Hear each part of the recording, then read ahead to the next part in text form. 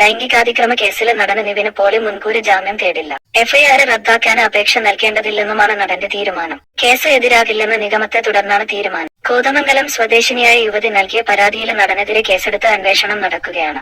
സിനിമയിലെ അവസരം നൽകാമെന്ന് വാഗ്ദാനം ചെയ്ത് നിവിന് പോളി ഉൾപ്പെടെ 6 പേര് കൂട്ടബലാത്സംഗം ചെയ്തുവെന്നാണ് യുവതിയുടെ പരാതി. 2023 ഡിസംബർ 14, 15 തീയതികളില് ദുബായിൽ വെച്ചാണ് സംഭവമെന്നും യുവതി പോലീസില് നൽകിയ പരാതിയിൽ ചൂണ്ടിക്കാട്ടി. മൊബൈൽ ഫോണിൽ പീഡന ദൃശ്യങ്ങൾ പകർത്തിയെന്നും അത് പുറത്തുവിടുമെന്ന് ഭീഷണിപ്പെടുത്തിയതായും യുവതി പറഞ്ഞിരുന്നു. ഇതിന്റെ അടിസ്ഥാനത്തിൽ കൂട്ടബലാത്സംഗം, സ്ത്രീത്വത്തെ അപമാനിക്കൽ തുടങ്ങിയ വകുപ്പുകൾ പ്രകാരം നടനെതിരെ കേസെടുക്കുകയായിരുന്നു. നിവിന് പോളി കേസിലെ 6ാം പ്രതിയാണ്. യുവതി പരാതിയുമായി രംഗത്തെത്തിയതിനു പിന്നാലെ ആരോപണങ്ങൾ തള്ളി നിവിന് രംഗത്തെത്തിയിരുന്നു. പീഡനം നടന്നുവെന്ന് യുവതി ആരോപിക്കുന്ന ദിവസങ്ങളിൽ താൻ വിനീത് ശ്രീനിവാസന് സംവിധാനം ചെയ്ത സിനിമയുടെ കൊച്ചിയിലെ ലൊക്കേഷനിലായിരുന്നുവെന്നായിരുന്നു നിവിന് പറഞ്ഞത്. പീഡനം നടന്നുവെന്ന് പറയുന്ന ദിവസം പുലർച്ചെ വരെ നിവിന് തന്റെയൊപ്പമുണ്ടായിരുന്നുവെന്നും പരാതി വ്യാജമാണെന്നും വിനീത് ശ്രീനിവാസനും പറഞ്ഞു. പിന്നാലെ ഡിജിറ്റൽ തെളിവുകൾ അടക്കം നിരത്തി നിവിന് പോളിക്ക് പിന്തുണയുമായി നടി പാർവതി ആർ കൃഷ്ണയും രംഗത്തെത്തിയിരുന്നു.